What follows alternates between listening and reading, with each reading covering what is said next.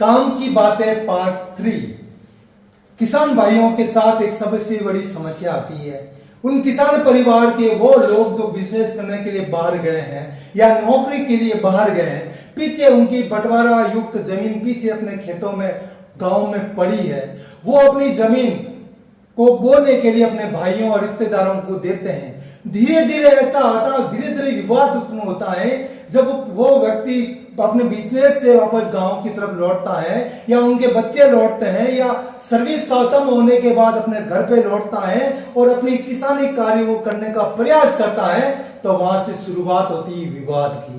क्योंकि जो रिश्तेदार को आपने जमीन बोने के लिए दी है वो उस पर अपना हक का रखता है और यहीं से शुरुआत होती विवाद की।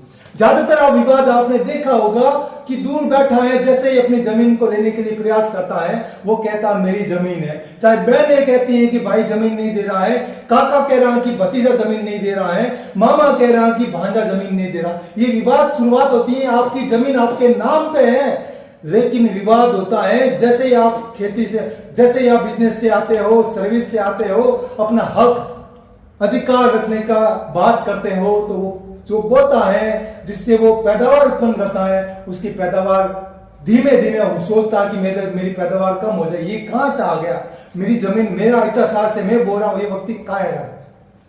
इसका समाधान ये है, परिवार को बुरा लगे तो लगे, अगर आप बिजनेस कर रहे हैं, अगर आप सर्विस में हैं, तो अपने उस जमीन को, जो बंटवारा युक्त जमीन आपके पास आई है, आपकी हिस्सेदारी वाली जमीन आई, उस जमीन को हासिल में दीजिए। हासिल समझते हो, बुआई कर दीजिए, मुझे इतना पैसा आप दोगे, इतनी बुआई में आप पैदावार मुझे दोगे। अगर हो सके तो अपने परिवार के साथ भी एग्रीमेंट कीजिए कि मैं आपको 1 साल के लिए मैं बोने के लिए दे रहा हूं, आप इतना मुझे हासिल दोगे।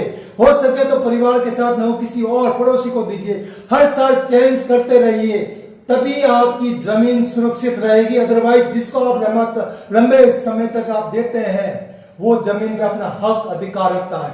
मैं आपको काम की बात इसलिए बता रहा हूं कि मेरा छोटा सा अनुभव है।